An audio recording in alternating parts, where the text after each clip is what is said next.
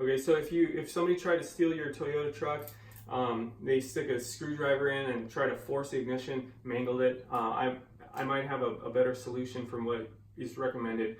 The dealership says $300. Give me just for the ignition module, but that doesn't even involve rekeying your locks and everything. So what I did was I ordered on eBay a scrapped part, just an ignition, and I was able to get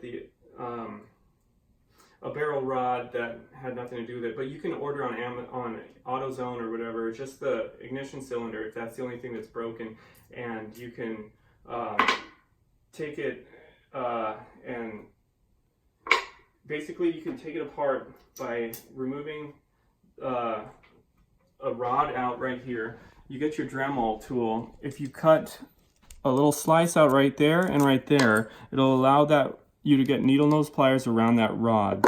So after you do that, there's another layer of fastening it. It's got little protruded metal right there, and if you take a Dremel again, you can smooth it out there. On the other side, you smooth it out also, and then you can get a punch. You can mount the whole thing into a vise, get a hammer and a punch, and shove it out or whatever you need to do.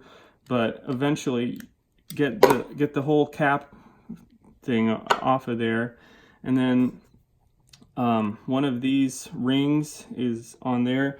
They make a special tool to remove them, which you can use. Otherwise, you can probably just get 2 needle nose pliers or a lot of different ways to skin a cat. But you can figure out how to get that off. But once you do, the barrel itself will be able to come out. And there's 8 plates that you have to rekey to your old key. So this is the new key. What I did was you can pull each plate out, get a pair of needle nose pliers, and they will wiggle out. And so you just pull each plate out and you make a little diagram 1 through 8.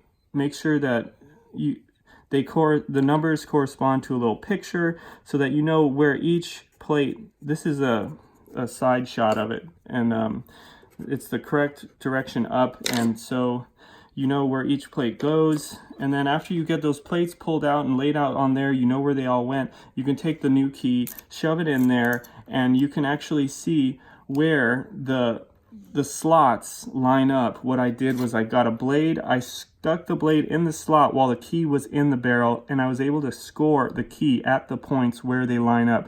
So that enabled me to locate the exact peaks and valleys where the plates line up.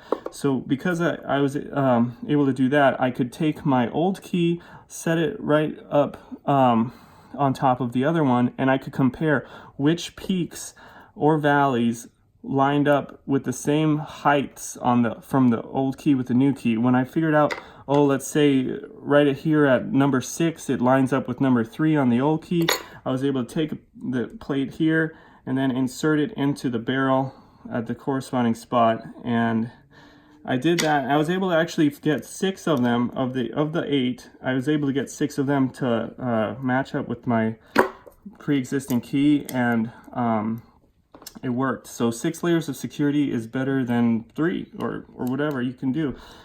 So I recommend doing that. It's a lot cheaper than having your whole car rekeyed. But if I could get this thing in, I could show you that it actually works. But otherwise, yep, see, bam, works.